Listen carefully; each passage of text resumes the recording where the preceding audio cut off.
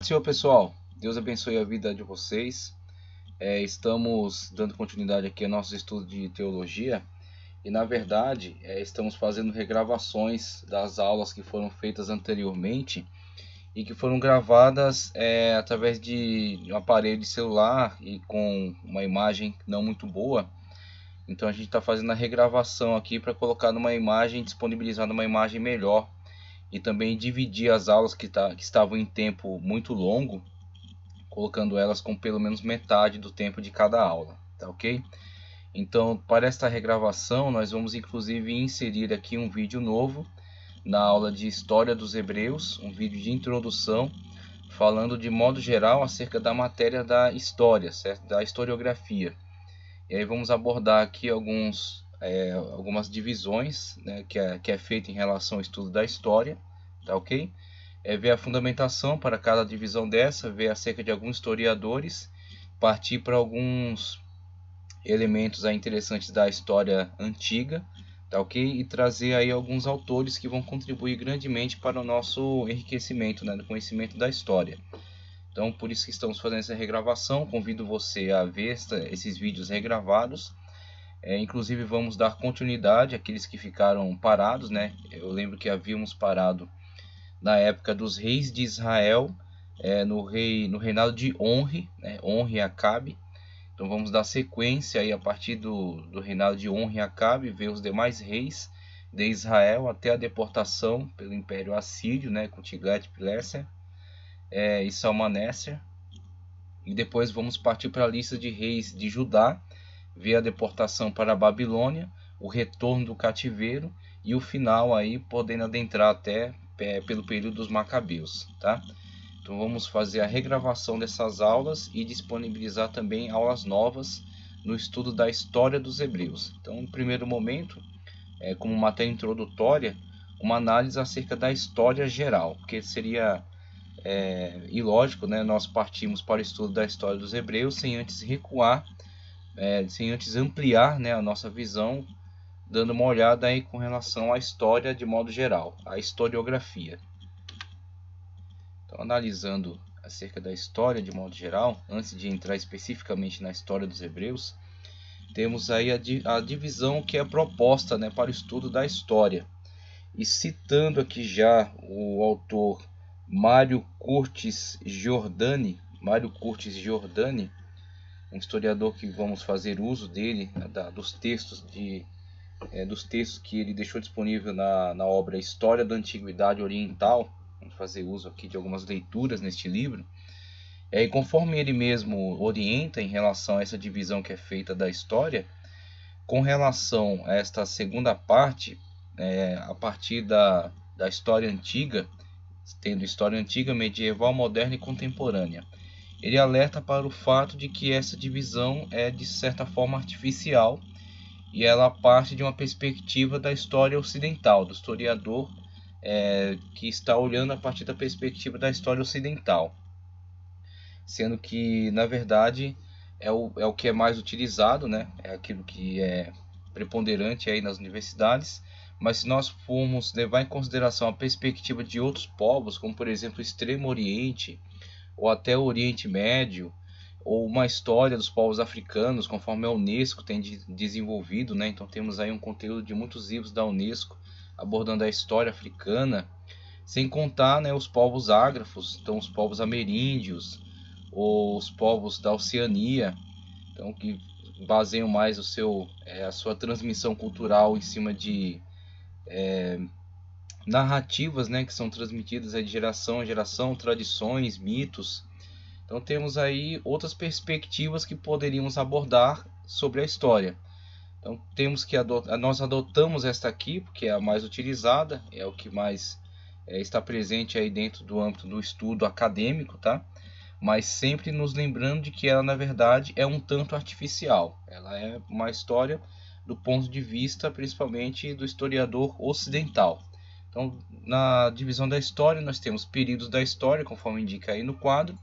O período pré-histórico, que é a história antes do aparecimento da escrita, tá ok? Então, temos aí pelo menos aí 4.000 anos antes de Cristo para o aparecimento da escrita, tá? nada é tão definido, nada é tão exato, mas a partir daquilo que a paleografia pôde analisar, né, dos primeiros escritos que nos foram fornecidos, a escrita cuneiforme, né, nas tábuas de barro, a escrita hieróglifica, hieroglyphica, né, que está presente aí nos papiros, nós podemos localizar então, a partir dessas escritas mais antigas da humanidade, a primeira sistematização que o homem fez para a comunicação de ideias, não somente a partir da tradição oral, não somente através da oralidade, mas também, não também por meio dos desenhos, né? Aquelas atividade pictográfica no qual eles transmitiam ideias por meio daqueles desenhos que faziam nas cavernas ou em outros locais, em outros objetos. Então, a partir da sistematização, né, das primeiras escritas e o fornecimento desses materiais que puderam ser interpretados, nós temos então o surgimento daquilo que é chamado história propriamente dita. Antes disso, então, temos aí os primeiros materiais de 4.000 anos antes de Cristo. Então, antes disso, temos os períodos denominados pré-história, acerca dos quais pode-se estudar utilizando-se, valendo-se daquilo que é fornecido pelas ciências auxiliares. E aí temos a paleontologia, para estudar aí acerca dos fósseis humanos, né? A geologia, que estuda aí os estratos, né, da Terra, as camadas da Terra, que aí vão, dentro desse estudo das camadas da Terra, vão se descobrindo diversos tipos de artefatos que estão presentes aí nessas diferentes camadas e que podem então localizar aquela sociedade dentro de um determinado período, né? Então temos aí arqueologia de modo geral, estuda aquilo que o homem produziu ao longo do tempo e valendo-se aí de pesquisas laboratoriais, como por exemplo o carbono 14, que analisa a perda de carbono daquele material ao longo do tempo, podendo então determinar a sua antiguidade a partir do qual ele passou a ser manipulado e então ter perda de carbono. Então temos aí as ciências auxiliares podendo fornecer pelo menos alguma orientação para que nós possamos lançar um entendimento sobre essas épocas antiguíssimas aí da história, épocas até pré-históricas, né, como estamos vendo aí. Então, dentro do período pré-história, temos o período paleolítico, ou a pedra lascada, né? Então, esse lítico é ligado à história, perdão, à pedra, né? O trabalho que o homem fez sobre a pedra. Tendo aí paleolítico, período neolítico, idade da pedra polida. Então, conforme os materiais da pedra foram se tornando um tanto mais trabalhados, pode-se localizar então, pode-se determinar então um avanço, né, na tecnologia dessas sociedades, e isso pode então entrar nas divisões históricas como um avanço, né, como um desenvolvimento, e qualificar então essa sociedade dentro do período neolítico ou até a idade dos metais, que ainda é subdividida em a era do ferro, cobre e bronze. Está sendo a era do ferro, na verdade, a era mais próxima a nós. Então, a era em que o homem conseguiu trabalhar nas fundições de ferro, moldar o ferro, obter, né, os materiais para a produção do ferro através da fundição.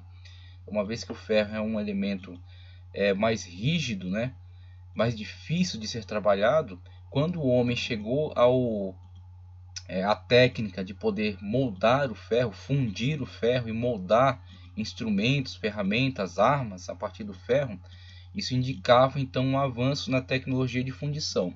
Um avanço tecnológico, um avanço na história. Então temos a qualificação dos períodos, né, na idade dos metais de modo geral, a idade do ferro, do cobre e do bronze. Então, sendo bronze, inclusive há outras subdivisões ainda aí dentro, aqui não precisa avançar tanto. Nós estamos passando das divisões da história somente como uma forma de nós termos um conhecimento prévio, né, acerca do importante estudo da história que vai caminhar para aquilo que queremos ver especificamente em relação à história dos hebreus. Mas é somente para termos uma prévia, né, uma introdução. Então até os períodos aí podem ser também subdivididos. Então tem a idade dos metais, as divisões gerais da idade dos metais, né, com bronze, cobre e ferro, e as subdivisões dentro de cada período desse. Então tem bronze, tem diversas divisões para o período bronze. Então, conforme os materiais produzidos em bronze vão sendo mais vão sendo produzidos de uma forma mais hábil, né? Ou quantidade de materiais, diversificação desses materiais, né? Aquilo que é produzido, isso é um avanço tecnológico e assim pode ser uma orientação para o desenvolvimento dessas sociedades mais avançadas ou mais atrasadas nessa questão tecnológica apenas, tá ok? Então, passando da pré-história para o período histórico propriamente dito, a descoberta dos primeiros materiais contendo escrita, né, pelo menos 4.000 anos antes de Cristo, e nessas subdivisões, a partir dessa perspectiva do historiador ocidental, né, como coloquei, essas divisões que são colocadas para a história, mesmo tendo entendimento de que são tanto artificiais, mas sendo uma divisão útil, né, para nós prosseguirmos aí no nosso estudo. Então temos aí o período da história propriamente dita, com a história antiga, tá? Nós vamos ver a definição para cada subdivisão dessa. A história antiga, a Idade Média, história antiga, Idade Média, a Idade Moderna e a Idade Contemporânea.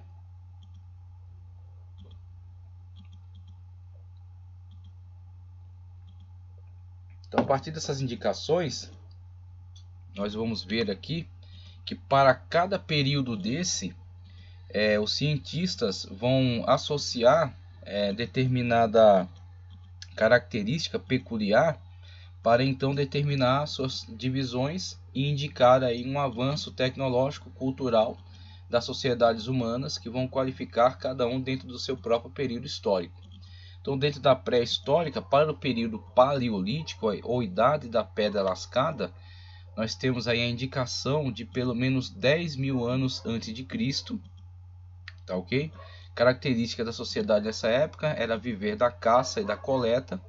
O homem era nômade, pelo menos aquilo que pode ser observado a partir daquilo que tem sido encontrado pelas escavações arqueológicas, né? Não tinha habitação física e vivia coletivamente. Então, a partir daquilo que as escavações puderam encontrar, puderam fornecer, eles fazem essa dedução. Claro que nada do que estão dizendo aqui pode ser falado com uma extrema rigidez de precisão, mas é aquilo que podem ser interpretado que foi encontrado. Então, conforme as escavações avançam, encontram alguns nichos aí onde encontram elementos de fósseis, né, ossadas, ou alguns alimentos que foram restos de alimentos, né, que foram ali depositados.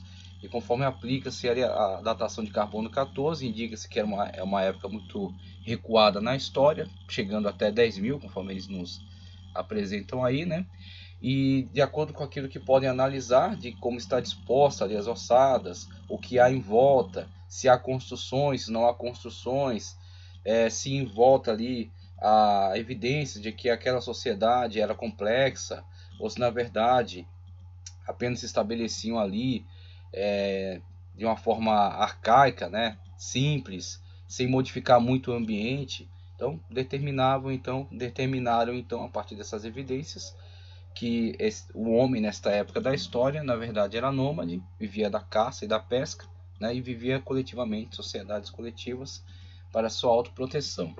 Quando nós analisamos essas questões da história, e sempre partindo do ponto de que nosso objetivo é estudar a história dos hebreus, dentro do contexto, né, daquilo que nos é fornecido pela Sagrada Escritura, nós temos que sempre trabalhar em relação a essas matérias, partindo da ideia de que nós estamos nos relacionando e nós estamos aí construindo esses saberes, aproveitando algumas informações que nos são fornecidas, informações de cunho teológico, tá certo? Quando nós vemos aí a Bíblia Sagrada falar acerca de alguns eventos, então quando nós olhamos para essas informações fornecidas pela Sagrada Escritura, nós temos que buscar sempre entender qual é o seu propósito quando aborda determinados assuntos, qual é o seu propósito quando se posiciona diante de determinados fatos históricos, tá certo? E aí,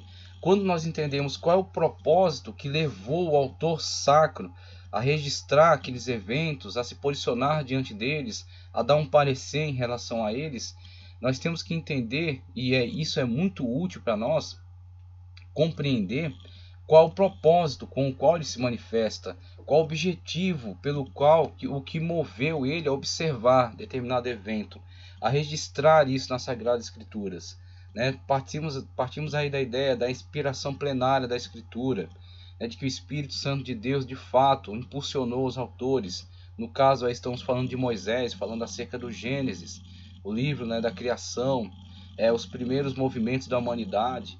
Então temos que fazer sempre essa diferenciação. O historiador bíblico, vamos colocar assim, né? Porque quando Moisés fala acerca da história humana, claro que ele não é um historiador propriamente dito, claro que ele também não é um biógrafo, tá? Então ele não tem interesse em falar em todos os aspectos acerca da vida de José ou de Abraão, mas ele é o autor bíblico usado pelo Espírito Santo. Acreditamos que a escritura é teopneustos, é soprada, né, por Deus. Então, quando ele dá informações de cunho histórico, qual é o seu propósito? E aí vamos encontrar uma diferenciação muito clara entre as narrativas bíblicas que se relacionam com a história e os livros de história propriamente dito, tá? O autor bíblico, a sua intenção primordial não é história. A sua intenção primordial não é biografia, nem é geopolítica, tá?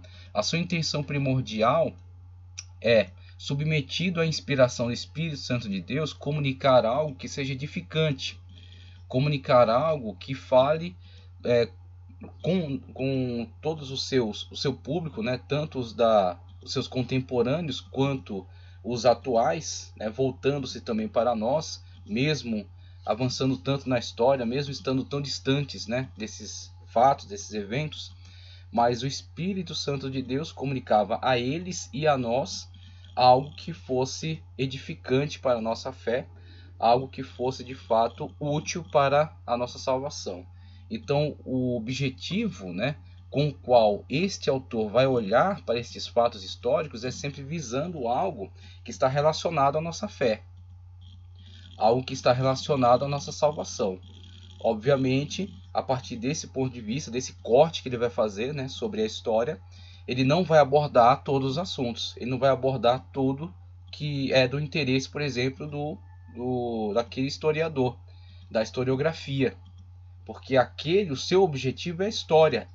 O seu objetivo é submetido à ordem do Espírito, falar, nos comunicar acerca daquilo que é útil para a nossa salvação. Então, claro, Moisés vai ser usado pelo Espírito Santo de Deus e aí vai abordar também fatos históricos, mas naquela perspectiva, na perspectiva daquilo que é edificante para nós, em relação à nossa fé, em relação à nossa salvação. Agora, quando partimos para o historiador, o que o historiador tem em mãos? Conforme já até citei, ele tem as ciências auxiliares, por exemplo, que lhe vão fornecer dados. E a partir dos dados fornecidos, ele tem que ter a honestidade de ser fiel a estes dados. Então, quando ele, de posse desses dados, né, fornecidos pela paleontologia, pela arqueologia, pela geologia, tá certo? As ciências que agora proporcionam fazer análises laboratoriais, teste de carbono 14. Então, em cima dessas evidências, ele vai construir uma narrativa. Agora, claro, nós sabemos que, inclusive, eu recomendo a todos a leitura do livro Verdade Absoluta, de Nancy Pearcey, para se precaverem da suposta neutralidade. Então, alguns querem alegar para si neutralidade sobre a sua narrativa, só que essa neutralidade, muitas das vezes, já foi comprometida por uma ideia, por uma ideologia, aliás, por um pressuposto filosófico adotado por aquele que está comunicando, que está narrando, né, que está interpretando as evidências. Então, ele interpreta as evidências que lhe são fornecidas, mas a sua ideologia o leva a olhar para essas evidências e entender assim ou entender de outra maneira. Então, nós temos que tomar cuidado sobre aquilo que é alegado sobre as evidências, sobre a forma como se interpretam as evidências. As evidências, elas estão ali sendo fornecidas, sendo colocadas à luz, né? Só que ao se fazer a leitura sobre elas, uns vão, muitas das vezes, buscar nelas aquilo que é do seu interesse, construir sua narrativa fiel à sua ideologia, tá certo? Então, por exemplo, pressuposto antissobrenaturalista, ele vai sempre olhar para aquelas evidências e buscar aquilo que possa favorecer a sua ideia de evolução natural das espécies, a partir de uma perspectiva darwiniana. Então o seu óculos é darwiniano, ele vai buscar aquilo que o favoreça. Então quando eles olham para isso, eles vão olhar e ver, isso aqui é algo que fala acerca da evolução. E muitas das vezes as evidências, elas simplesmente estão ali falando acerca do período em que do período a qual elas estão ligadas, né? Então são trazidas à luz por essas ciências auxiliares, estão disponíveis, estão falando acerca do homem e como ele vivia naquele período. Agora, tirar disso conclusões já está ligado às ideologias que estão presentes na cabeça daquele que está construindo essas narrativas, aquele que está interpretando essas evidências. Então é aí onde nós temos que entender que o historiador ele tem que ser fiel às evidências que lhe são fornecidas. Ele não tem, e nós não temos que esperar isso dele, e também não precisamos que o historiador traga comprovações em relação à fé, traga comprovações em relação à existência de Deus, traga comprovações em relação à criação, à teoria da criação, tá ok? Então temos aí a teoria do Big Bang, a evolução natural, a origem randômica de todas as coisas, né? As coisas surgiram por si mesmas, sem nenhuma inteligência que fosse condutora. Então temos aí uma teoria. Dentro dessa caixa, aqueles que estão ligados a essa ideologia vão ler as evidências e vão tirar suas conclusões. Agora, quando nós temos aí alguém que simplesmente é fiel às evidências que lhe são fornecidas, nós temos um historiador que seja honesto, né? Um historiador que seja comprometido com aquilo que está fazendo, e ele, em vez de dar um enviesamento político para a sua posição, ele vai simplesmente fazer a leitura daquilo que lhe é fornecido e vai construir em cima daqueles limites, vai construir em cima aquilo que é dado, né? Sem avançar, sem distorcer e sem, vamos dizer assim, manipular para interesse próprio. Então é isso que esperamos de uma posição honesta em relação às ciências. Então as ciências não estão aí para justificar visão religiosa nem visão ateia. Elas não estão aí se prestando a qualquer tipo de atitude dessa. Elas simplesmente estão aí para falar acerca daquilo que é descoberto, para descrever acerca daquilo que está sendo fornecido pelas ciências auxiliares, está sendo fornecido pelos materiais que vão a cada dia sendo revelados.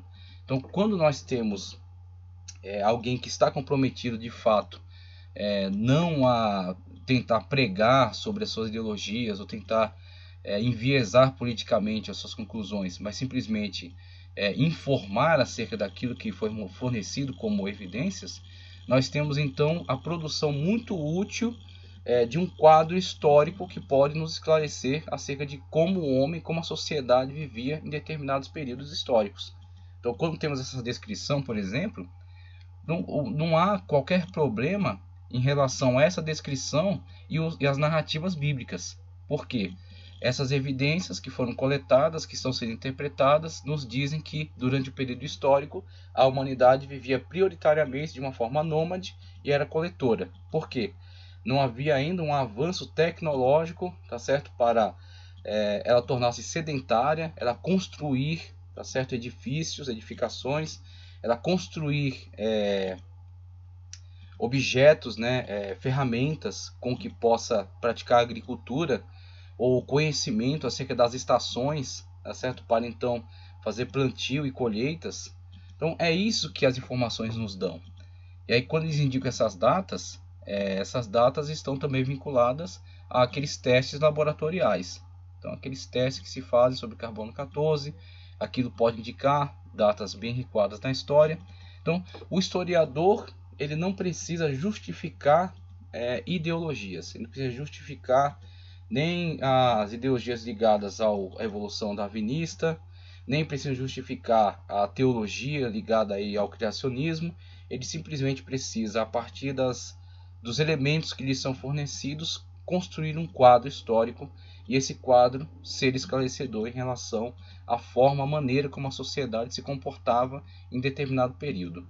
E a partir desse quadro, observando esse quadro, nós vemos aí as alterações, né, as mudanças, as evoluções de cunho tecnológico, de cunho político, de cunho cultural dentro da sociedade, e essas evoluções também podem nos auxiliar como uma informação, como um elemento, né, que pode acrescentar em relação ao conhecimento que temos das narrativas bíblicas. Então, a partir das narrativas bíblicas, nós vemos, olha, aquele homem criado por Deus, né, em época que não nos é dita, tá? A Bíblia Sagrada não nos indica o período, não nos indica a data da criação. Ela simplesmente, e a partir daquilo que eu já expliquei, qual o seu objetivo, qual o seu viés, por que aquilo foi registrado, aquilo não está ligado a um trabalho historiográfico completo, aquilo tem o objetivo de ser informação útil e edificante para a sua fé. Então, a partir daquela narrativa, foi criado por Deus. Ok, teve a situação em que caiu em pecado, tá certo? Foi desligado em relação à sua comunhão. Houve ali uma sentença, né? Então, o homem saiu de um estado que estava num lugar perfeito, num ambiente perfeito, numa comunhão ideal com Deus, e agora vive de uma outra maneira. Houve uma alteração na sua forma de vida. E a partir dali, desenvolvimento da sociedade humana. Nós vemos ali a primeira família, o crescimento, a degradação da humanidade, quando depois veio o dilúvio. E aí nós vemos aí, se formos buscar também algumas evidências, há evidências de dilúvio e há mitos acerca do dilúvio espalhado por diversas sociedades do mundo. Então podemos aí nos aproveitar também e acrescentar na nossa forma de entender o desenvolvimento histórico essas informações. E aí vemos que essa informação fornecida aí a partir desses estudos da historiografia, com elementos fornecidos aí por ciências auxiliares, a partir dos quais pode se pintar um quadro, nós vemos que essa informação pode acrescentar dentro da narrativa bíblica, né, nos pintando um quadro de como se deu então o desenvolvimento a partir daquele ponto inicial. Então temos o ponto inicial da criação, mas como a sociedade humana se desenvolveu a partir daquele primórdio, como que se deu um avanço dela, o aperfeiçoamento da cultura, o aperfeiçoamento da técnica, tá certo? O início das sociedades, a fundação dos impérios, a criação, né, de elementos que possam comunicar saberes. Então, tudo isso não será interesse do autor bíblico. Ele não se comprometeu com esse tipo de informação. Ele não tem como, não tem como objetivo a comunicação desse tipo de saber. O seu objetivo em linhas gerais, indicar para o homem aquilo que é relevante para a sua fé. Então, ele vai pensar de todos esses fatos históricos aquilo que é relevante para a fé, aquilo que é edificante para a nossa comunhão com Deus, nosso avanço em relação à nossa vida espiritual. Então, desses fatos históricos, ele vai, inspirado pela Espírito Santo de Deus, selecionar aquilo que é relevante dentro dessa perspectiva. Agora, em relação a tudo aquilo que preenche, aquilo que está nos pormenores, né, entre essas informações, que está, vamos dizer assim, em volta, né, desses fatos que nos são transmitidos, aquilo que está relacionado a esses outros eventos, aquilo que está relacionado a esses outros fatos, vai ser estudado então dentro de um âmbito da historiografia. Vai ser estudado então a partir desses elementos que são fornecidos por essas diversas ciências. E isso que vai preencher, então vai pintar um quadro mais específico.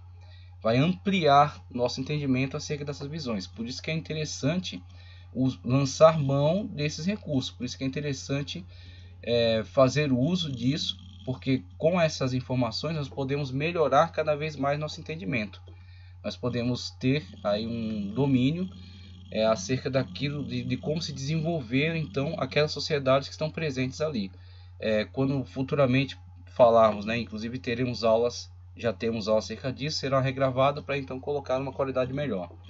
Mas quando falarmos acerca de Egito, a Bíblia não se interessa em dizer como surgiu a grandeza do Império Egípcio, mas a Bíblia nos fala acerca do Egito, nos fala acerca dos faraós, nos fala acerca do domínio, do poderio egípcio, mas como chegou até lá?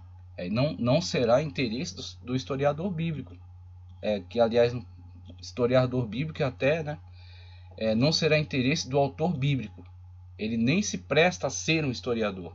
Ele lança a mão de algumas informações que são de cunho histórico, mas ele não é um historiador. Ele não se propôs a ser um historiador. Agora, os historiadores vão nos dar elementos para entender como o Egito chegou até ali. Que o Egito não surgiu do nada. Ele estará presente nas narrativas bíblicas. O autor bíblico nos falará acerca do Egito. Mas como o Egito chegou até aquela grandeza, não é trabalho dele. É trabalho do historiador. Isso é trabalho da ciência da história e das demais ciências que são auxiliares em relação a essa informação. Tá certo? Como surgiu a Babilônia, como surgiu Ur dos Caldeus, tá ok? A Bíblia nos fala acerca de Ur dos Caldeus. Durante grande tempo, muitos eruditos, durante o século 17, 18, recusavam-se a acreditar na existência da Assíria, na existência da Babilônia, na existência de Ur dos Caldeus, atribuindo tudo isso a conteúdo mitológico, como se fossem fábulas, mitos, né, lendas, uma vez que naquela época ainda não tinham informações muito precisas acerca disso, e em relação ao ambiente no qual estavam esses impérios, não havia evidências muito óbvias ali. Então a areia havia cobrido muito daqueles palácios da antiguidade, daquelas construções, as tábuas de argila, né, que continham as escritas cuneiformes estavam enterradas. Então só com o avanço da arqueologia, com as escavações, com a descoberta dos artefatos, é que se comprovará que quando a Bíblia fala de Ur dos Caldeus, de fato Ur dos Caldeus estava ali. Agora, para entendermos acerca da vida em Ur dos Caldeus, da sociedade que ali se desenvolveu, de como aquilo se tornou um império, né? Como a Babilônia teve a grandeza que teve, o poderio, o domínio, né? Como se organizava a sociedade, não será trabalho do autor bíblico, não é interesse dele. Aí é trabalho para o historiador. E o historiador, munido das evidências, vai construir um quadro da situação. Agora, este quadro precisa estar desvinculado de ideologias. Ele não está aí para comprovar nem criacionismo, nem evolucionismo, nem teologia, nem ateísmo, ok? Ele simplesmente, a partir dos dados fornecidos, constrói o quadro, e este quadro é útil para nós para preencher as lacunas, né? Uma vez que o autor bíblico não vai se interessar por tudo, ele vai nos dar alguns fatos. Esses fatos são comprovados como autênticos. Agora, as lacunas que ficam entre eles, para preenchimento desse quadro histórico, para ter um quadro amplo, um quadro completo, né? Talvez não completo, mas bastante complexo acerca daqueles fatos, acerca daquele período, aí nós recorremos às ferramentas disponíveis aí nas ciências, a história, a historiografia, okay? Aquilo que eles registraram, aquilo que eles fornecem. Então é interessante nós termos essas informações, é interessante nós fazermos uso dessas informações, elas são muito importantes, elas são uma maneira de termos assim um entendimento melhor para a valorização, que não é simplesmente entender por entender, é entender para valorizar. Ao valorizar, né, esse desenvolvimento, podemos então ver o quanto a humanidade pode avançar ou regredir. Se ela, munida dessas informações, ela adota a postura correta, né, postura que foi adotada ao longo de diversos períodos históricos, nós podemos ver um avanço. Mas também nós podemos nos precaver contra os retrocessos. Retrocessos esses que podem ser visualizados ao longo de diversos períodos históricos também. Então vemos aí inclusive o próprio Mário Curtis, ele fala acerca de alguns, vamos dizer assim, posicionamentos que pode se tomar em relação aos fatos históricos. Então, um posicionamento filosófico, por exemplo, a filosofia da história.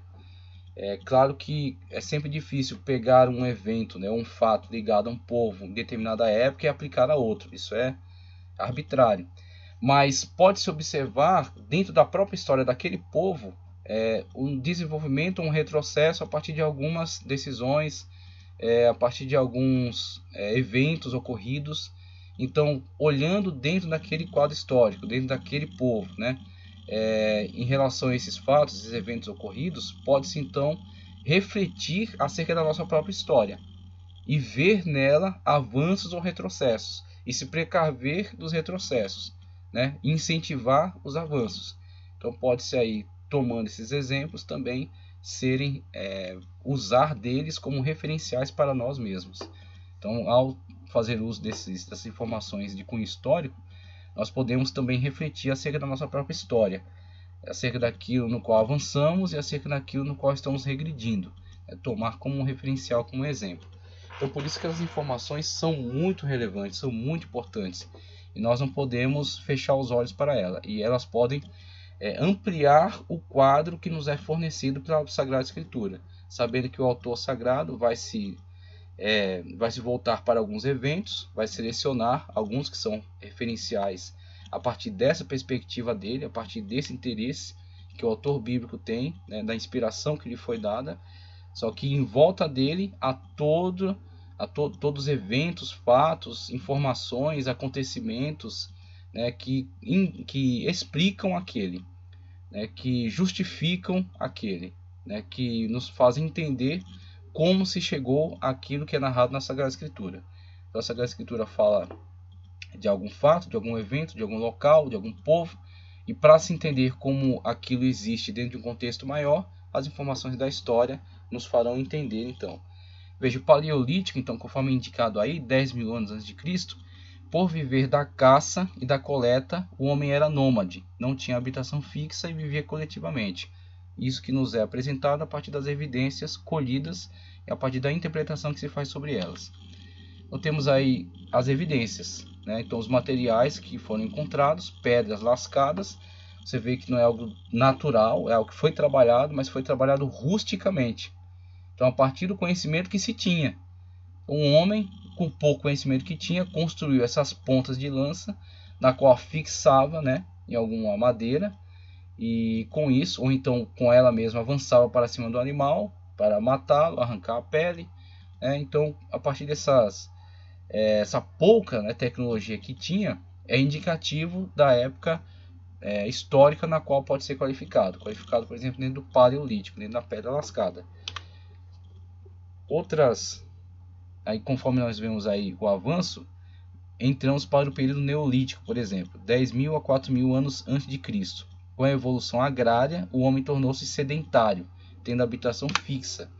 Então, dentro desse período, o avanço para o trabalho melhor, né, com material, ainda a pedra como material, né, mas agora com um trabalho melhor, mais aperfeiçoado, e outros objetos também que são encontrados atribuídos ao período Neolítico, como por exemplo vasos rústicos, né? Já há a ampliação dos saberes, já existe um avanço tecnológico, já se descobriu outros materiais que podem facilitar a sua vida, e outra, sua vida agora é ligada a uma habitação fixa.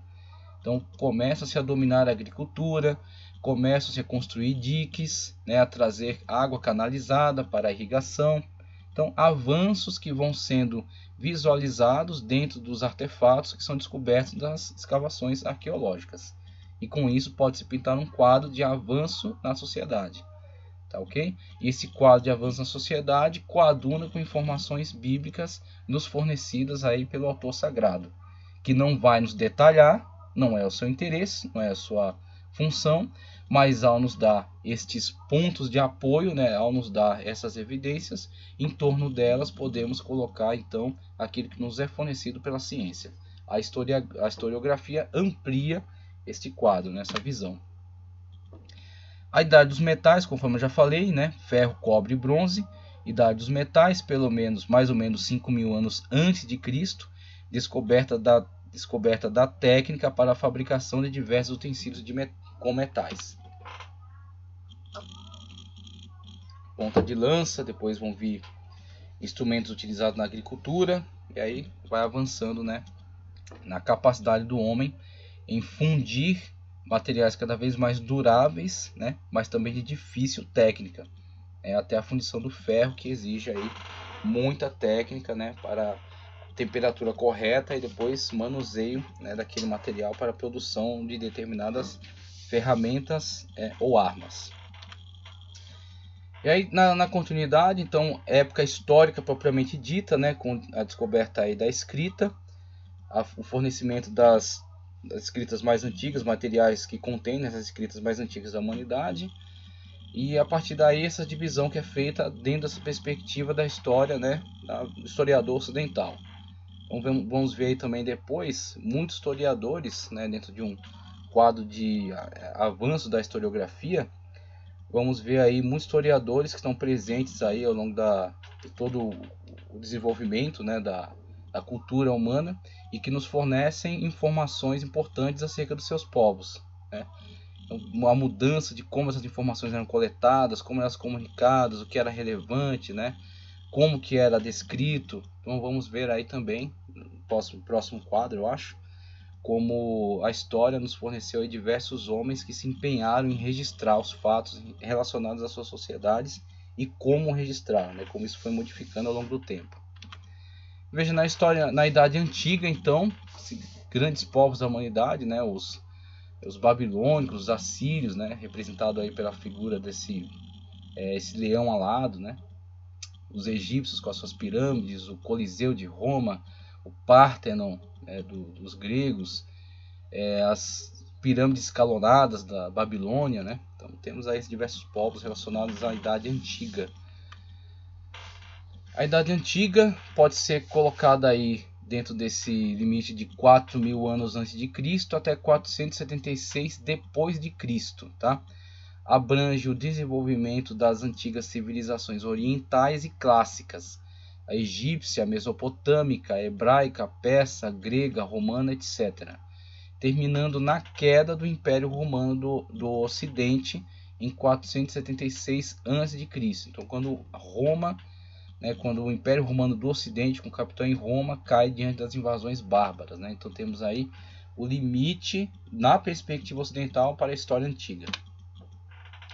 Com relação à Idade Média, agora, né, esse avanço aí da sociedade, e período inclusive que por alguns é atribuído como Idade das Trevas, devido a um controle que a Igreja Católica Romana, Católica Apostólica Romana exercia sobre a ciência de modo geral, mas que do ponto de vista de outros, né, na verdade, o nome Idade das Trevas é injusto, né, uma vez que o grande caos no qual a Idade Antiga é encerrada. Outra coisa só que os povos que estavam inseridos nessa época não conheciam essas divisões, né? Então, para um romano da sua época, para um bárbaro da sua época, não havia essa mudança. Saímos da Idade Antiga agora entramos na Idade Média. Não, isso aí é completamente arbitrário, é completamente artificial, produzido depois, como meio de facilitar o estudo dessas épocas e a mudança, né? Então, como essas épocas podem ser divididas para facilitar o estudo. Então, a sociedade que estava inclusa dentro dessa Idade Média e que por alguns é chamada de Idade das Trevas. Na verdade, é uma sociedade que estava vivenciando grandes transformações, grandes migrações de povos. O Império Romano, com a sua grande estrutura, estava ruindo, né? Caiu diante das invasões bárbaras, havia um caos na sociedade e que, na verdade, pôde ser reorganizada pela a solidez que a igreja fornecia a esse período, com as suas instituições já maduras, tá? O cristianismo já tendo avançado, estando presente em muitos povos, a cristianização dos bárbaros, que foi também a sua civilização, porque muitos elementos da cultura greco-romana estavam presentes dentro dos mosteiros, estavam nos livros guardados pela igreja, tá certo? Os copistas, os eruditos que estavam presentes dentro da igreja, e que ao cristianizar muitos desses povos bárbaros, também os romanizou, vamos dizer assim, forneceu-lhes elementos da cultura greco-romana, o que foi para eles um grande ganho, o que veio a formar o que na atualidade conhecemos como as nações europeias. Tá? Então, o que temos hoje de cultura moderna, né, a partir do desenvolvimento surgido dentro dessas nações da Europa, os grandes homens, os grandes nomes da ciência que surgiram dessa civilização, eles, vamos dizer assim, só puderam surgir dentro delas porque lá atrás, diante daquele caos, daquelas invasões bárbaras, da queda do Império Romano, uma instituição estava madura, estava firme, era detentora desses conhecimentos construídos ao longo de todo esse período histórico e pôde então lhes fornecer esse conhecimento. Então vemos aí a Igreja Católica, o surgimento das primeiras escolas ligadas aos mosteiros, tá certo? Submetidas aí aos cônegos, submetidas aos bispos, e o crescimento dessas escolas deu-se na formação das primeiras grandes universidades, que vai depois se desvincular da igreja. Então, depois desse desvínculo da igreja, segue uma história própria. Mas o germe disso está sim dentro da igreja, está sim dentro dos mosteiros, tá? Está sim dentro desses monges, tá ok? Dentro dessa estrutura eclesiástica que deteve e depois forneceu esses saberes, esses conhecimentos. Conhecimento na política, nas ciências da época, né? A agricultura, a medicina rudimentar que havia. Claro, não só a igreja, mas também os judeus, um povo milenar, um povo que também detinha muitos conhecimentos, a estrutura da sinagoga, os livros que eles já tinham, o Talmud, a Mishnah, Guemará, a própria Torá, e os conhecimentos que haviam desenvolvido também na área médica. Temos aí Maimônides, que era um grande médico. Então são esses povos milenares e também a instituição da igreja que fornecem, que são mantenedores desse saber, que depois será apropriado pelos bárbaros, será modificado dentro de cada cultura, cada cultura tendo sua própria característica própria, e então formará a sociedade na qual estamos inseridos atualmente. Então, essa sociedade ela tem seu início a partir dessas instituições, tanto a igreja no Ocidente, a formação das nações europeias da atualidade, a partir desses povos bárbaros, a cristianização dos bárbaros, os judeus que estavam interagindo também nesse meio, claro, muito perseguidos, mas em alguns momentos tinham uma certa abertura quando então interagiam muito fortemente com isso, com esses desenvolvimentos. Os árabes, que surgiram aí pouco tempo depois da queda do Império Romano, surge aí 600, da era cristã. Então essas grandes revoluções árabes, que unificou aqueles povos do Oriente Médio e depois também proporcionou que muito do conhecimento antigo fosse preservado. Claro, muito do que havia, principalmente na questão da teologia, foi excluído, foi banido, mas muito do conhecimento que havia, não ligado à questão religiosa, foi preservado, foi desenvolvido.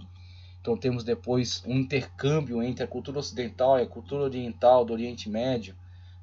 Só futuramente a cultura do Extremo Oriente também vai participar, mas podemos observar nisso que a Idade das Trevas, na verdade, é um título bastante injusto para essa época.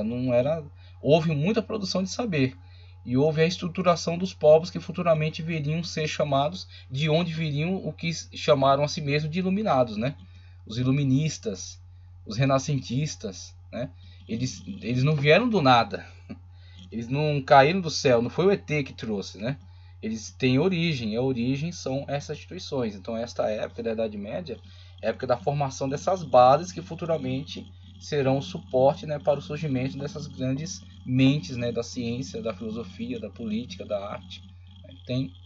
Preciso então desta base aí. Seria interessante que reconhecessem a importância desse período. Então, o período da Idade Média, compreendida entre a queda do Império Romano do Ocidente e a tomada de Constantinopla pelos turcos.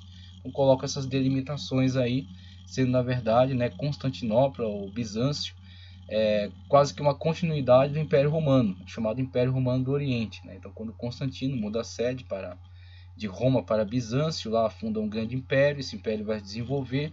Quando a Roma do Ocidente cai para os bárbaros, a Igreja Católica permanece como instituição forte, vai cristianizar os bárbaros, só que lá no Oriente você tem Constantinopla ainda forte, se mantendo como agora representante do Império Romano de então, e vai seguir até 1453, quando enfim é conquistada pelos turcos. E aí encerra-se o Império Romano do Oriente, com isso encerrando também a Idade Média. A Idade Média de 476 a 1453. Ok? Então, Idade Média, produção de muito saber, principalmente na área teológica, claro, né, favorecimento aí da Igreja Católica, mas não só. Formação, desenvolvimento de conhecimentos em muitas áreas. Havia sim o controle, o domínio da Igreja, mas não o cerceamento do desenvolvimento de saberes. Houve sim a produção de muito saber, de muito conhecimento, a organização base dos povos que futuramente seriam muito desenvolvidos. Então nessa época temos a construção de muito saber, de muito conhecimento. Vamos chamar de Idade das Trevas, na verdade é algo muito injusto. A Idade Moderna, então características da Idade Moderna: o surgimento dos burgos, ascensão desta burguesia, queda de Constantinopla, né? Idade Moderna pós queda de Constantinopla, ou do Império Romano do Oriente. A Idade Moderna, 1453 a 1789, que principia com a queda de Constantinopla e termina com a Revolução Francesa de 1789. Então, a Idade Moderna, a formação dos grandes impérios, vamos dizer assim, do comércio, né, do capitalismo. Vemos aí a Revolução Industrial, como as revoluções industriais vão se espalhando pelas nações europeias. O grande desenvolvimento do comércio, do Império Marítimo, vamos colocar assim, né, com a apropriação por parte das nações europeias de muitas terras na América, na África e na Ásia, tá certo? Que são feitas como colônias. Então é uma época muito colonialista, onde essas nações que são colonizadas então fornecem a matéria-prima que é transformada, né, em objetos fabricados e revendidos aí no comércio de várias regiões, né? Então temos aí um movimento onde muitas nações são colonizadas, né, são submetidas à dominação dessas nações europeias, tornam-se fornecedores de matéria-prima. Após a Revolução Industrial na Europa, né, o trabalho, essas matérias-primas são base para a produção, né, desses objetos. Então temos aí a produção têxtil muito forte, né, o início da produção aí de muitos objetos de ferro, né, fundição, as primeiras estradas de ferro, melhoria aí de objetos para a melhoria da vida das pessoas. Então a questão da produção aí não tão avançada tecnologicamente, mas objetos que facilitam a vida cotidiana, né? Nós temos aí muito desse desenvolvimento ligado a essa época da Revolução Industrial, o que vai transformar a sociedade da época, vai criar, as cidades vão ser agora muito mais, vamos dizer assim, favorecidas em relação ao campo, né? Então temos uma migração de pessoas do campo para as cidades, a formação das grandes cidades, das grandes metrópoles, né? E a modificação de muitos hábitos sociais. Então, com essa época, a Idade Moderna, fica para trás a questão do estilo de vida ligado aos feudos, né? O feudalismo fica para trás na história. Aqueles feudos que eram, vamos dizer assim, como que pequenos reinos fechados, né? Aquela sociedade ligada ali, a questão do rei, o clero daquela região, os servos, né? Questão servilista, aqueles que trabalhavam a terra, ligados ali à dominação do monarca. Então isso vai se desmanchando, esse feudalismo vai se desmanchando, e agora surge aí o mercantilismo, né? O avanço, colônias, produção fabril, venda, mercados consumidores que vão se formando. Inclusive esses mercados depois vão derrubar o absurdo da época escravocrata, né? Com esse colonialismo também surge a questão escravocrata, muitos elementos tanto africanos. O índio até tentou se escravizar, mas ele não reagiu bem a essa questão da escravidão. Agora o elemento africano retirado da sua terra, inserido num lugar totalmente estranho a ele, né?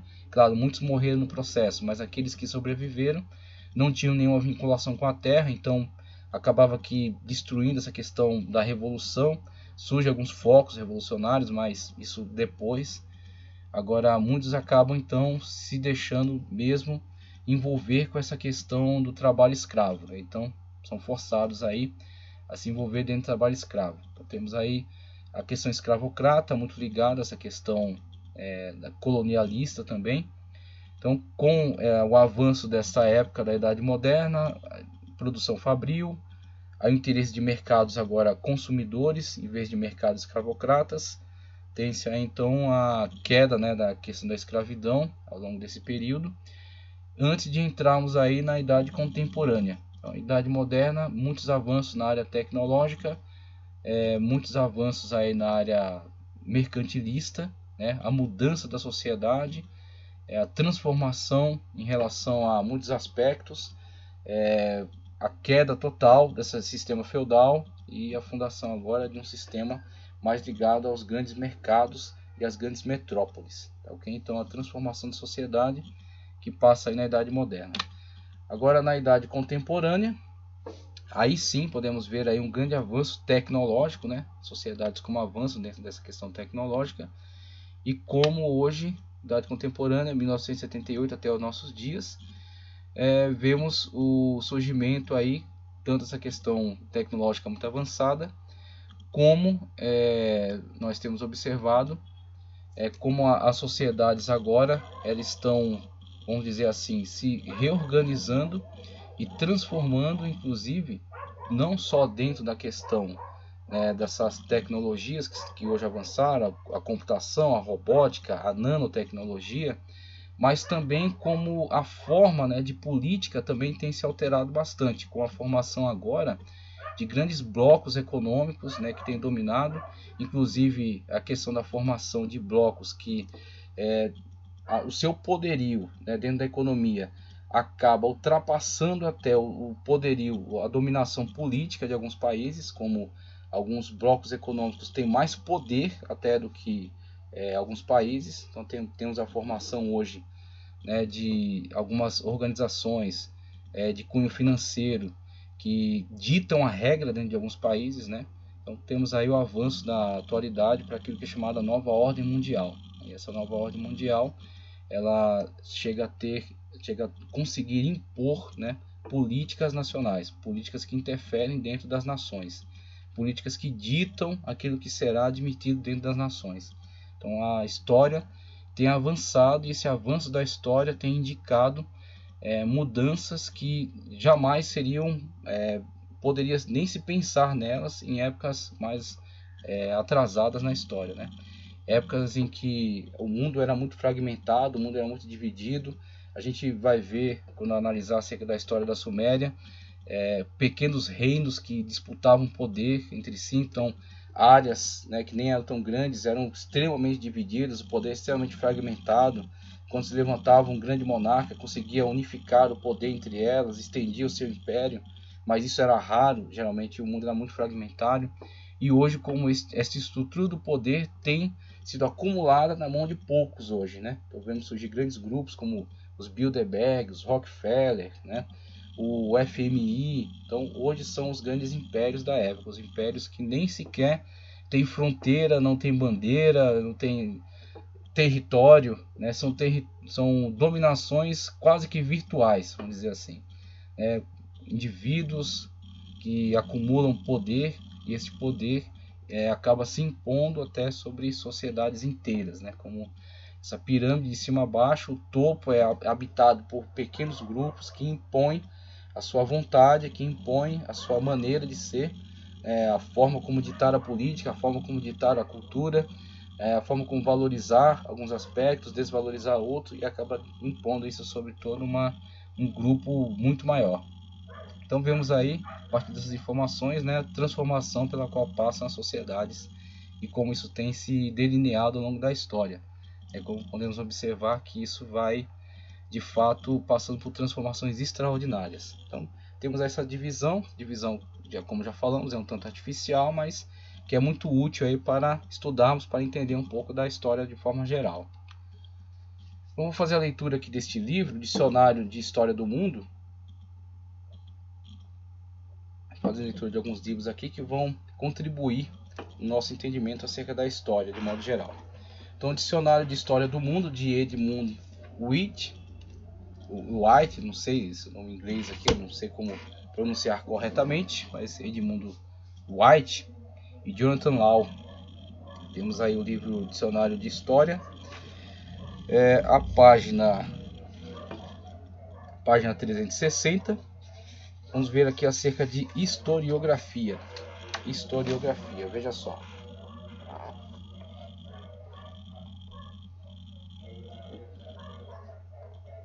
O estudo e a escrita da história, o registro e a interpretação de eventos passados na antiguidade começaram com a recontagem de lendas transmitidas através da tradição oral, os poemas épicos de Homero. E aqui vamos ver alguns personagens fundamentais para esta evolução do quadro da historiografia, tá? Então temos aí os poemas épicos de Homero, de 800 a.C., era uma expressão da história oral, enquanto a idade clássica da Grécia Antiga, Heródoto e Tucídides, tá? Heródoto e Tucídides escreveram histórias narrativas de suas próprias épocas. Então temos aí essas grandes figuras aí para a história da Grécia, né? Na China, Sima Qian, 175 a 85 a.C., é conhecido como o pai da história chinesa. Os historiadores romanos, que incluem Tácito, Tito Livio e Suetônio, escreveram obras que serviram como modelos para futuros historiadores medievais e da Renascença. E aí também tomei a liberdade de incluir aqui Eusébio de Cesareia, tá? Que é muito relevante para a historiografia do povo cristão. Então faz aí um apanhado de muitos relatos acerca de situações vivenciadas aí pelos cristãos ao longo das épocas, tá? Perseguições e também o avanço da fé cristã. E Flávio Joséfo, muito importante aí tanto para o mundo judaico como também para o mundo cristão. Então, temos a história, né, da antiguidade judaica, as guerras, né, onde ele faz descrições aí de muitos aspectos da história judaica em comparação. Ele estava em cultura com o mundo romano também, então ele tece muitos comentários, né, comparando a história judaica, os livros da fé hebraica, tá, com aquilo que se conhecia da historiografia romana da época, tá, e com os conhecimentos que os romanos detinham também. Então temos aí Eusébio de Cesareia para os cristãos, Flávio Joséfo para os judeus, e aí na continuidade ele fala aqui de Al-Tabari. Os historiadores romanos, Tácito, Suetônio escreveram obras, do mundo árabe. Al-Tabari, 838 a 923, escreveu os Anais, uma história do mundo desde sua criação até 915. E Ibn Khaldun está aí, escreveu o Kitab al-Bahr, livro dos exemplos, uma importante história do norte da África. O norte da África é muito muçulmana, né? Foi bastante difundida lá a fé islâmica, tá ok? Através de figuras árabes ou não, tá? Tem os berberes, tem os outros povos também ligados aí, os berberes, os marroquinos, os povos da Argélia. Então tem muitos povos que estão presentes ali no norte da África, povos milenares, e que entre eles foi difundida muita cultura, a religião islâmica. Povos do norte da África, e desenvolveu importantes teorias de análise históricas. Então ele toma uma posição como que uma filosofia da história, né? Na Europa medieval, a história foi escrita pelo clero letrado, tá? Clero letrado ou beda, e era, na maioria das vezes, restrita a crônicas. Então temos Crônica Anglo-Saxã de Froissart, está aí. No século XV e XVI, os historiadores italianos Maquiavel, tá? Maquiavel e Guicciardini escreveram análises políticas sobre o Estado e seus governantes. O iluminismo do século XVIII introduziu uma considerável dose de racionalismo e ceticismo na escrita histórica, produzindo obras-primas como a História do Declínio e Queda do Império Romano de Edouard Gibbon. Ele prossegue aqui, mas acredito que só essa descrição já é suficiente para tomarmos nota acerca de grandes vultos aí que produziram muito conhecimento dentro do âmbito da história de seus povos, tá? Então encerro aqui essa linha, né, de evolução da historiografia. Tem aí muitos outros grandes nomes, né, que produziram história também, passando aí por Marx, né, a questão da dialética histórica. Mas eu acredito que para nossos estudos aqui já é suficiente. Gostaria de acrescentar também um trecho agora de Eduardo Gibbon, Declínio e Queda do Império Romano, de Eduardo Gibbon. Eu tenho aqui, esta edição é de quando? Deixa eu ver aqui se eu encontro. Eu tenho aqui uma edição organizada por Daryl Sanders. O prefácio foi de Charles Alexander Robson e a tradução em notas de José Paulo Paes. É do Círculo do Livro, tá? Companhia Editora Nacional, Círculo do Livro. Então tenho aqui essa edição. Vou fazer a leitura dela aqui. Um trecho que trata acerca do surgimento e desenvolvimento do cristianismo. Então vou ler aqui na página 100, a partir da página 194, Eduardo Gibbon. Tá ok? O avanço da religião cristã e os sentimentos, costumes, número e condição dos cristãos primitivos, perseguição dos cristãos primitivos. É uma das características que o dicionário de história aí nos informou acerca de Eduardo Gibbon, é a inserção dessa questão do ceticismo, tá?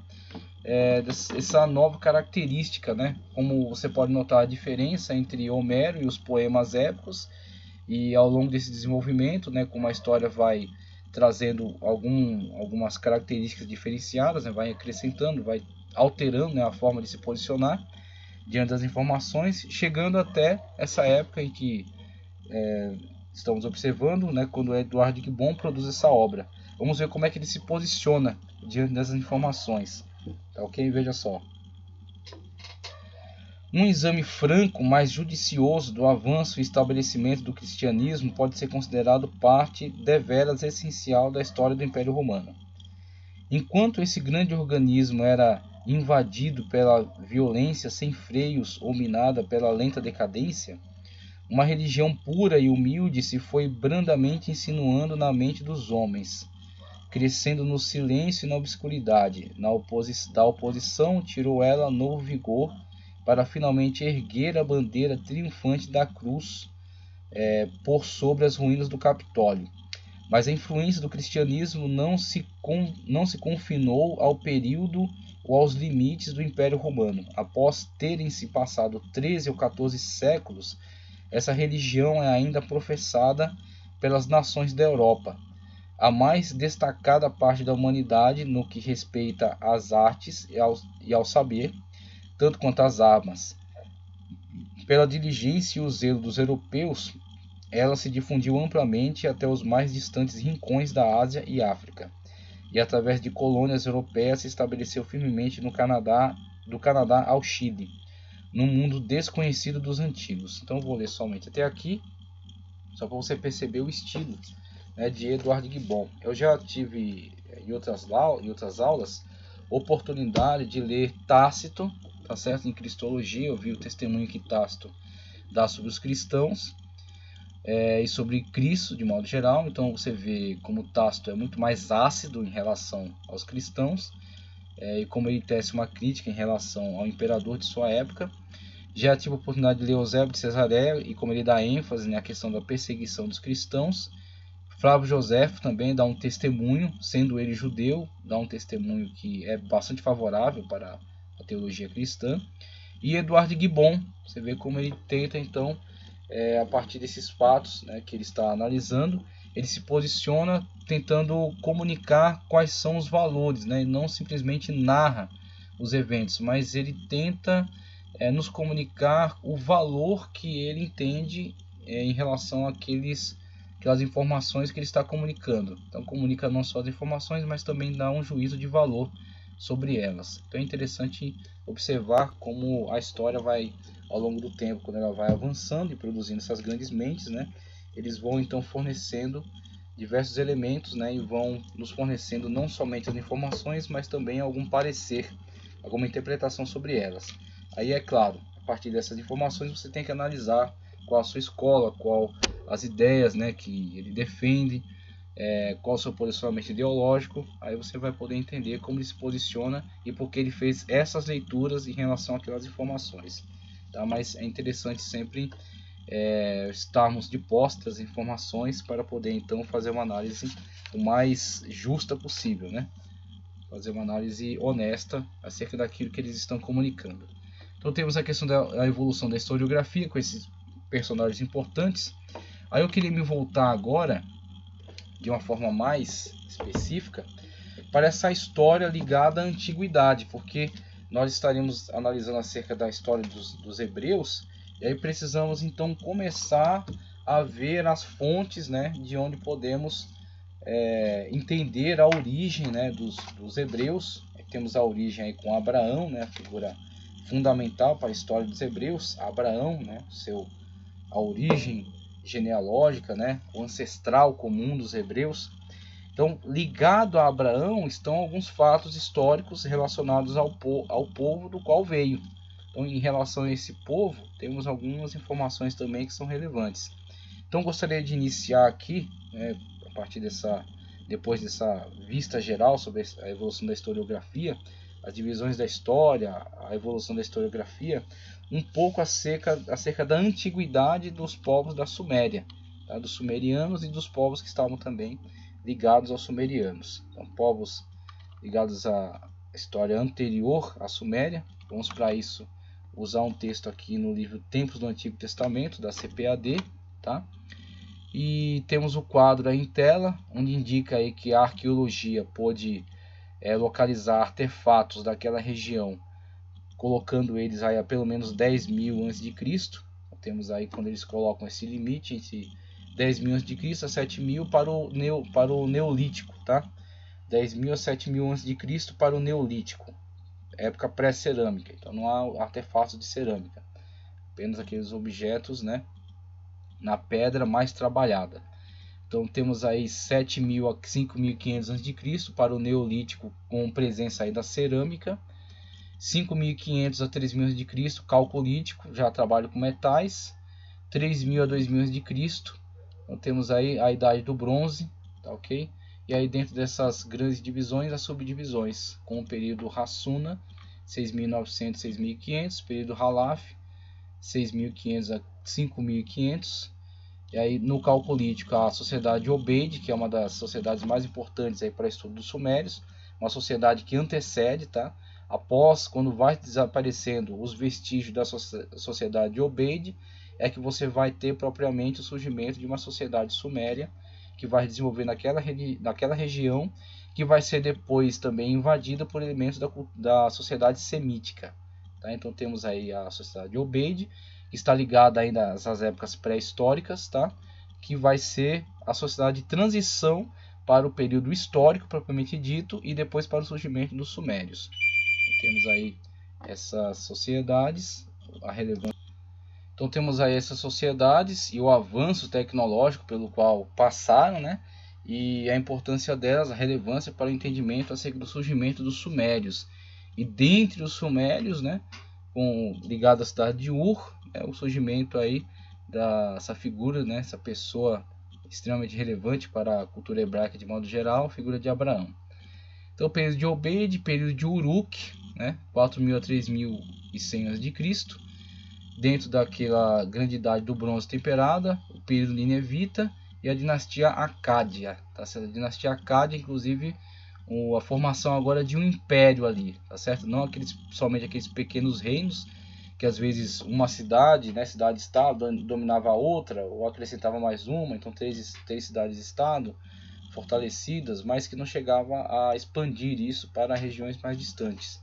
Nesta época, na sociedade acadiana, temos então um grande império formado naquela região. A figura, inclusive, quase mítica, né? Talvez até a figura mítica de Sargão I, cujo nome depois será utilizado posteriormente pelo império, um elemento do Império Assírio, que dará a si mesmo o nome de Sargão II. Tá, ok? Mas aí temos aqui a figura quase que mítica de Sargão I, do grande império acadiano, tá, ok? 2350 a 2150 a.C., né, a época de Abraão. Período de Samarra, né? Temos aí esse outro quadro, né? Dentro dessas subdivisões ligados aí ao Neolítico com a acréscimo do elemento da cerâmica, tá? 7.500 a 5.500 a.C. O período de Samarra também pode ser identificado aí, tá? E aí nesse quadro abaixo, em relação à parte sul, né? Temos aí a parte ligada ao norte da Mesopotâmia, e em relação ao sul, o período de Obeide, o período de Uruk, tá? O período de Jambenars, tá? De 3.100 a 2.900 a.C., o período dinástico e a dinastia acadiana, terceira dinastia de Ur, após a dinastia acadiana. Então, com a queda do Império Acadiano, a terceira dinastia de Ur. Aí, dentro da terceira dinastia de Ur, é que há as maiores indicações do surgimento de Abraão, né, quando Abraão sai, então, nas suas peregrinações. Então, a maior indicação é que Abraão esteja ligado à terceira dinastia de Ur, quando é esse fortalecimento ali da região sul, a religião ligada principalmente aos sumerianos. E depois vai haver uma miscigenação entre sumerianos e elementos semitas, que estarão presentes então na região, tá? Elementos semitas que vão dar origem depois ao Império da Babilônia, ligado aí aos semitas, tanto a Babilônia quanto os assírios. Então temos aí essas divisões que nos auxiliam, né, para entender como se deu o desenvolvimento histórico, pré-histórico e histórico, né, dessa região, com os sumerianos passando a habitar ali, migrando para aquela região após o período de Obeide, formando uma grande sociedade. A sociedade desenvolve-se, né, e dentro dessa sociedade vem este elemento que será central aqui para o nosso estudo, o estudo da história dos hebreus. Vem dali Abraão, por isso o interesse em relação a essa região e o entendimento, pelo menos básico, né, em relação ao desenvolvimento histórico dessa região.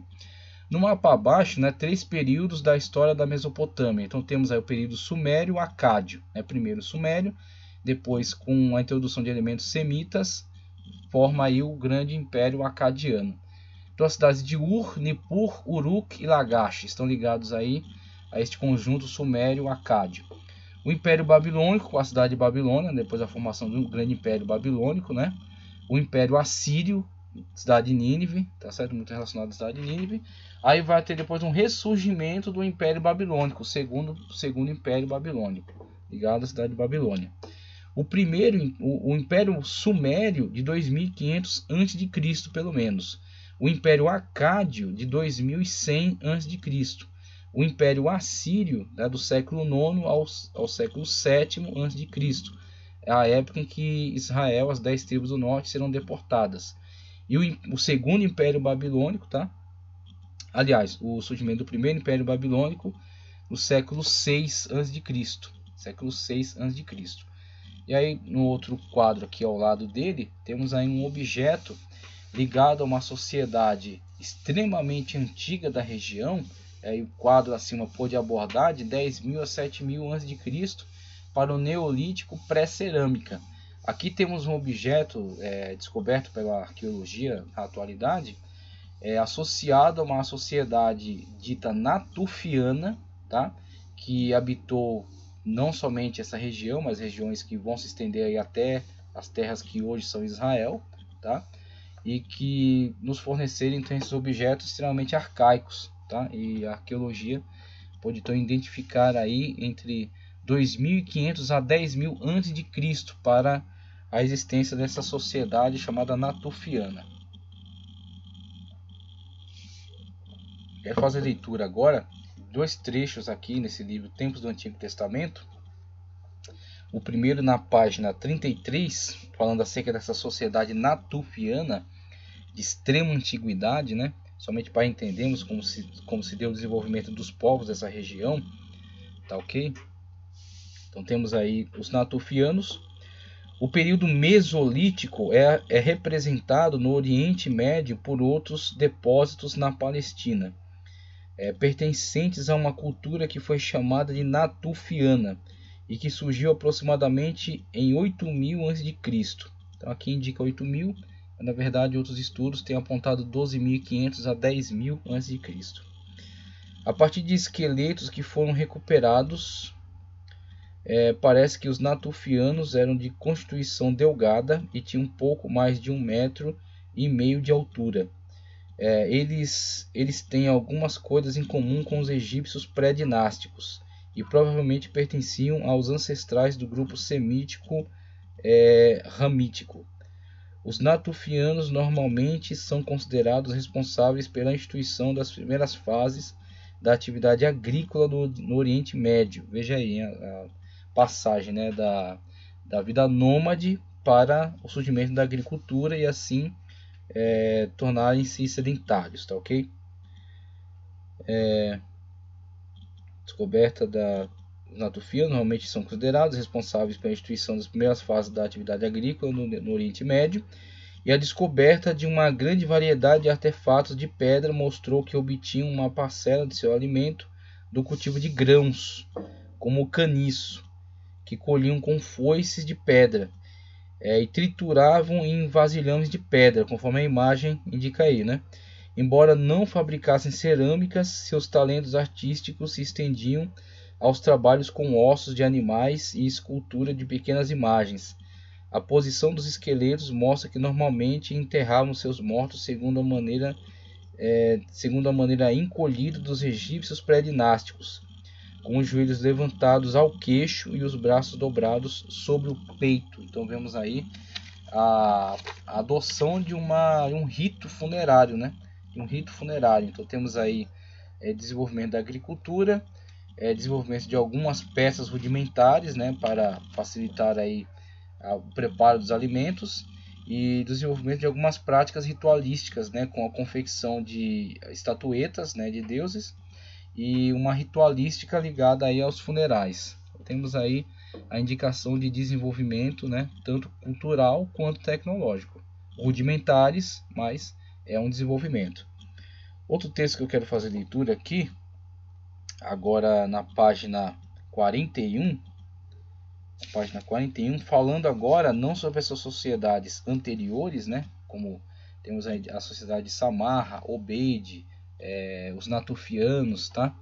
Agora o período de Halaf, Hassuna, agora propriamente sobre os sumérios, o surgimento dos sumérios. Veja só, texto na página 41.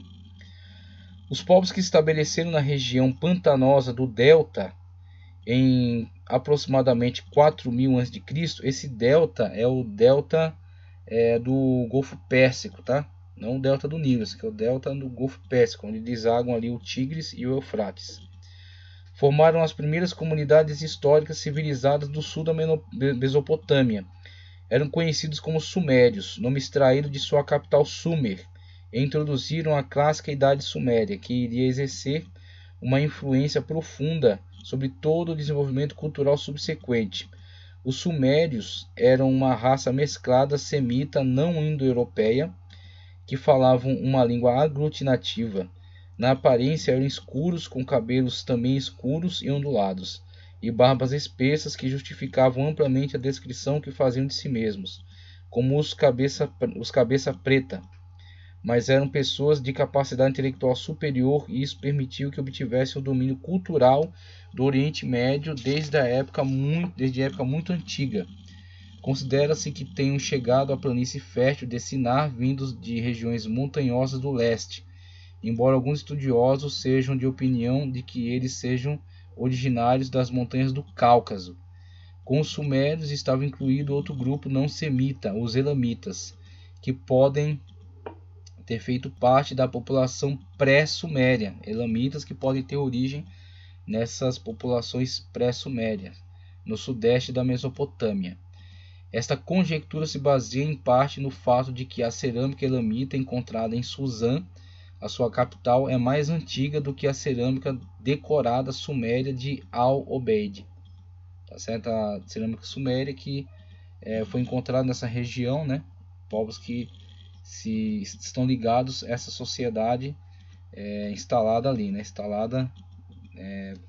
Compartilhou a região habitada pela sociedade de Obeid. Os elamitas vieram do outro lado do Monte Zagros, e a sua ocupação na planície Mesopotâmia foi, por muito tempo, uma questão de disputa pelos sumérios. eram de modo geral considerados como invasores. Em um estágio inicial do período histórico, os sumérios começaram a expulsá-los de volta à sua terra original.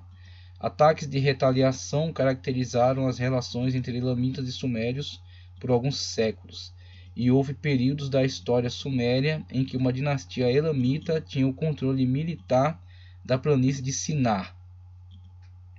Mas qualquer que seja a importância política dos elamitas, é evidente que a sua cultura influenciou muito pouco os sumérios, que em todos os aspectos eram superiores a qualquer forma contemporânea de civilização.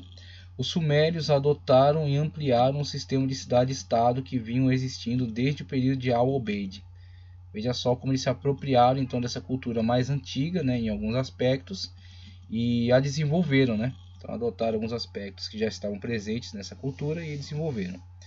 Cada comunidade reivindificava uma divindade em particular, ou divindades, e seguia seu próprio padrão de ritual de adoração.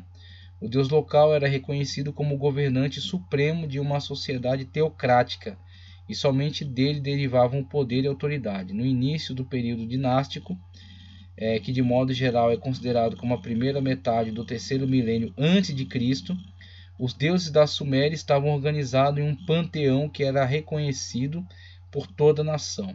Grande importância se atribuía às atividades religiosas, e uma considerável parcela do tempo era devotada à formação de conceitos teológicos e traduções rituais.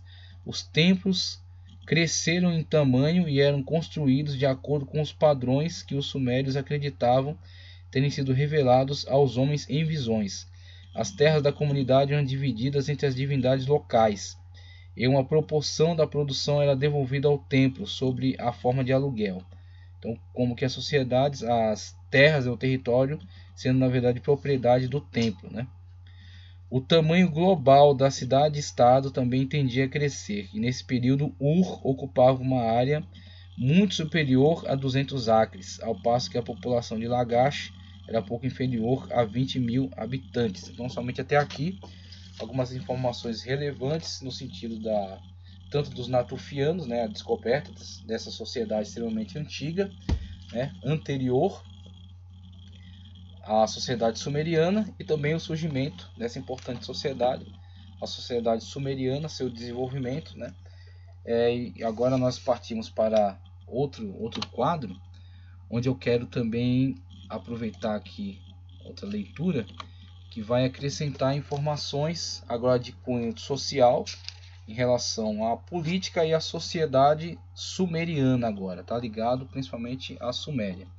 Então temos aqui Mário Curtis, tá?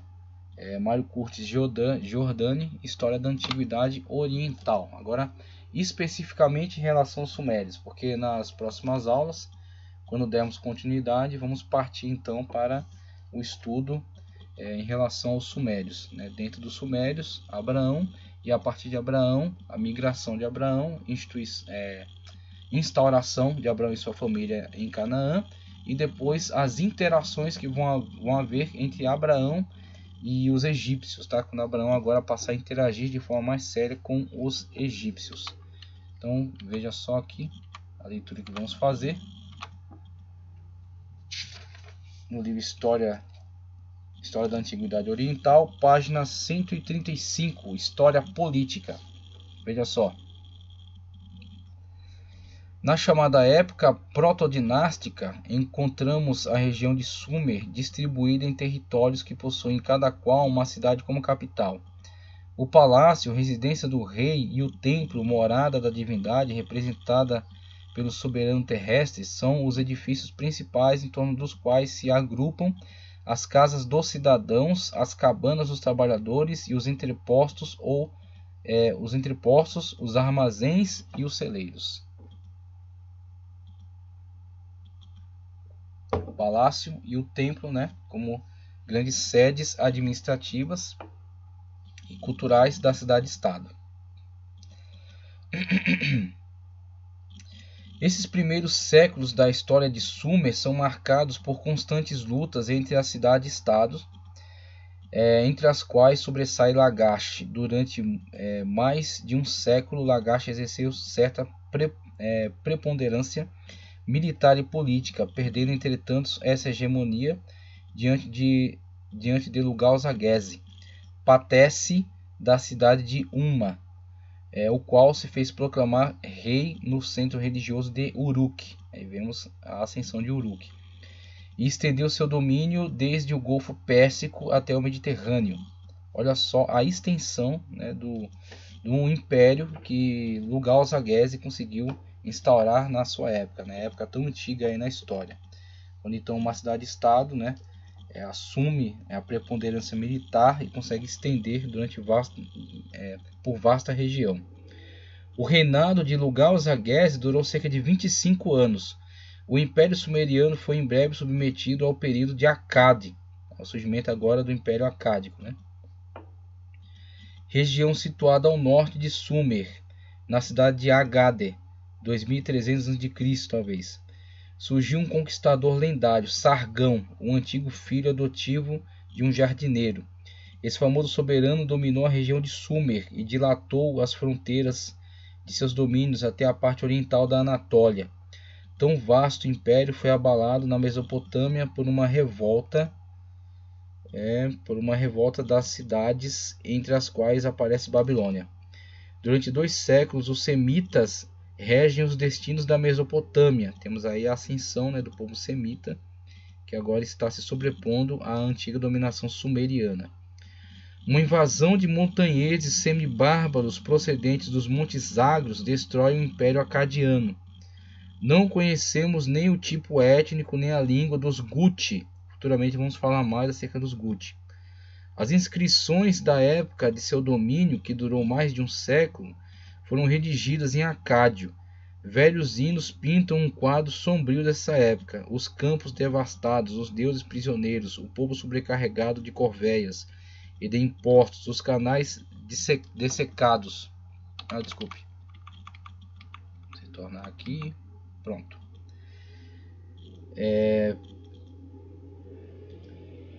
Os canais dessecados, a navegação abandonada, os campos sem água nem colheita. Mas os Guti acabaram admirando a civilização sumeriana. Floresceu então, tributária dos invasores, a cidade de Lagash, sob o governo esclarecido do Patesse Gudea. A figura de Gudea, né, muito significativa aí para esse momento, né, de restauração da cidade de Lagash. A figura de Gudea. Deixa eu me localizar aqui. Essa cidade atravessou uma época de incomparável prosperidade atestada por numerosos documentos arqueológicos, tornando-se capital cultural da civilização sumeriana. A guerra de libertação dos invasores irrompeu com a liderança da cidade de Uruk. O império dos Guti esborroou-se. O prestígio de Lagash desapareceu, mas a obra civilizadora de Gudea foi continuada pela terceira dinastia de Ur. Surgimento aí da terceira dinastia de Ur, finalmente. Começa então uma nova época da história dos sumérios, conhecida como Ur III, ou ainda Neo-Sumeriana. Então a terceira dinastia de Ur, ou a época Neo-Sumeriana, conforme vimos no quadro, né? No quadro aqui em cima, né? Temos aí a terceira dinastia de Ur, 2100 a 2000 a.C. O fundador da terceira dinastia foi Ur-Nammu, 2050 a.C. Seus descendentes em linha reta ocuparam o trono durante 4 gerações sucessivas. Ur-Nammu passou à história como um notável conquistador e administrador. Seus domínios estendiam do Golfo Pérsico ao Mediterrâneo. As cidades da Mesopotâmia conservaram os vestígios de seus monumentos. O leitor encontrará um estudo interessante e seguro da terceira dinastia de Ur na já citada obra de Woolley, Ur na Caldeia. A civilização sumeriana conhece então a verdadeira renascença, difunde-se por uma vasta região que compreende o Elam e a Pérsia a leste, a Capadócia e a Síria a oeste, a Armênia ao norte. A cultura sumeriana torna-se na realidade a cultura comum de todo o Oriente Próximo. Sinal dessa preponderância intelectual é o grande século das letras e das ciências sumerianas. o tempo em que os poetas, escritores, sábios compõem, escrevem e difundem, muitas vezes partindo de antiguíssimas tradições orais, seus mitos, seus hinos, seus ensaios, seus tratados. A invasão de um povo semita, os amorreus, do segundo milênio, e dos elamitas, põe fim à terceira dinastia de Ur. Após a queda de Ur, a realeza passa por duas cidades meridionais, Isin e Lassa. Essas cidades não podem subtrair-se à forte influência semita e acabam sob o domínio dos amorritas, que haviam fundado a primeira dinastia da Babilônia. Termina assim a história política dos sumérios. Sua civilização continuou, entretanto, durante muitos séculos, influindo os mais diferentes povos.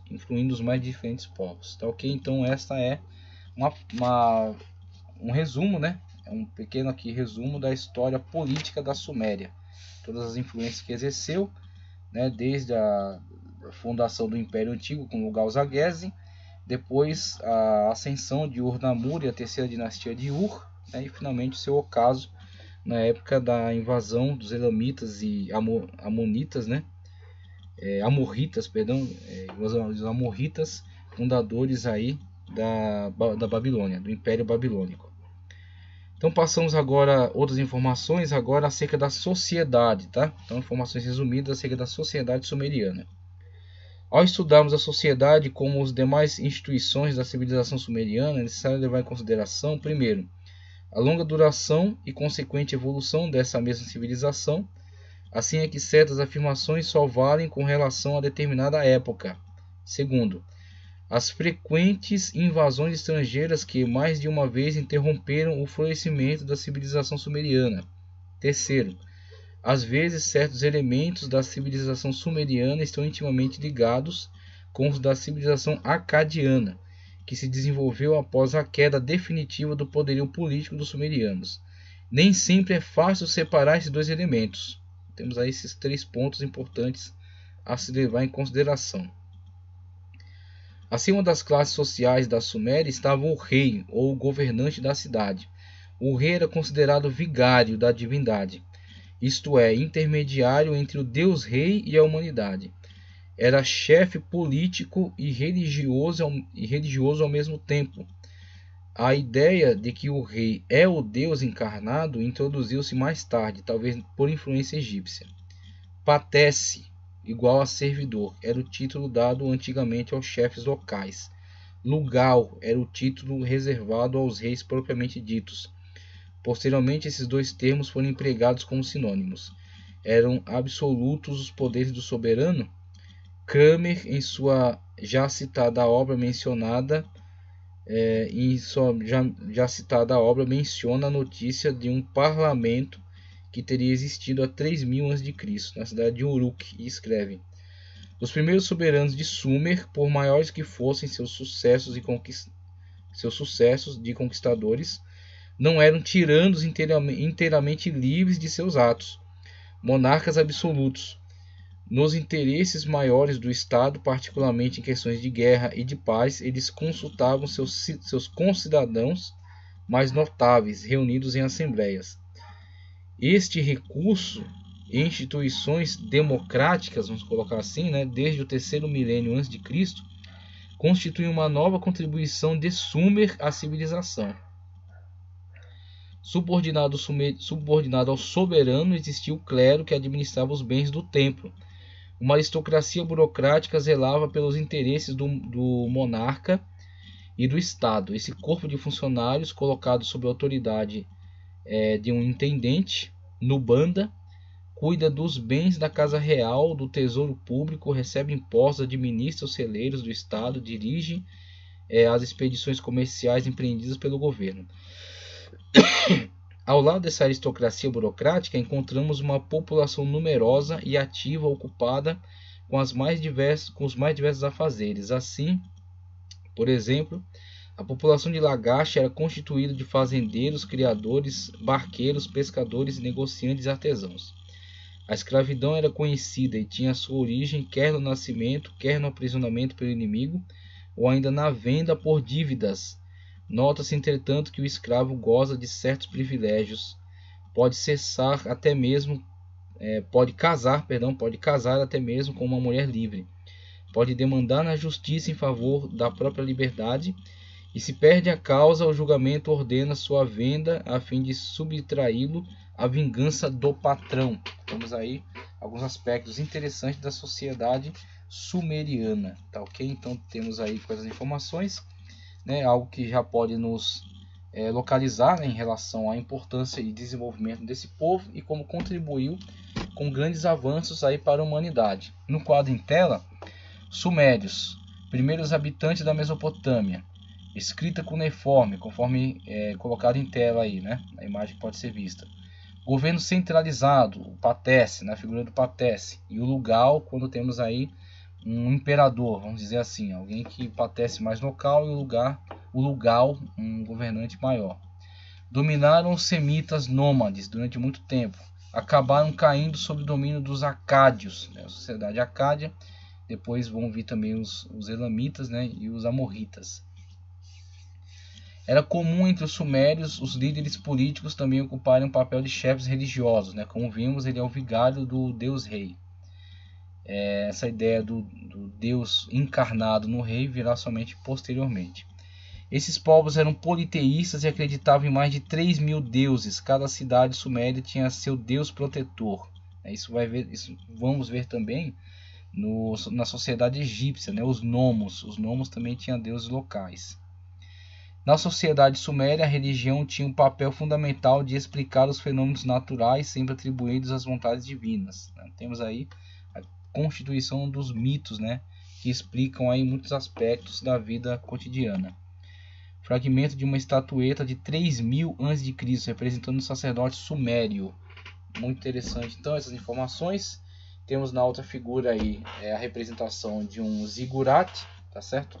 Essa torre, né, que é encimada por um palácio, habitação da deidade, né, ligada aí ao culto, né, dos sumérios, em torno dos quais tinha toda uma burocracia, uma aristocracia e as terras que eram como que propriedade, né, do templo, ao qual estavam ligados os trabalhadores que pagavam então um imposto para o uso dessas terras. Então temos aí informações básicas, né, resumidas acerca da sociedade sumeriana.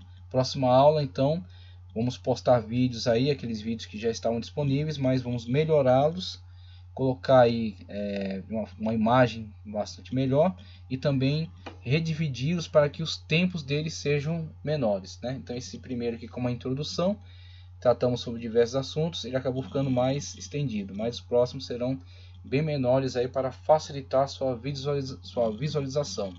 Tomara que essas informações possam aí ajudar, né, no seu entendimento acerca do estudo bíblico, possa pintar, como eu coloquei aí, né, ampliar esse quadro, né, preencher essas lacunas, né, lembrando-se que o historiador bíblico tem um propósito que não é historiográfico, mas sim relacionado à fé, né, às informações que são relevantes para a nossa fé, nossa edificação espiritual.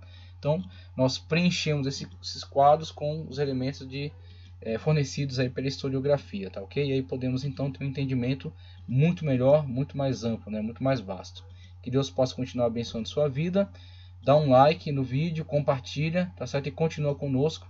Vamos seguindo aí no estudo da história dos hebreus. Os hebreus e os povos aí ligados, né? Povos relacionados também à história dos hebreus.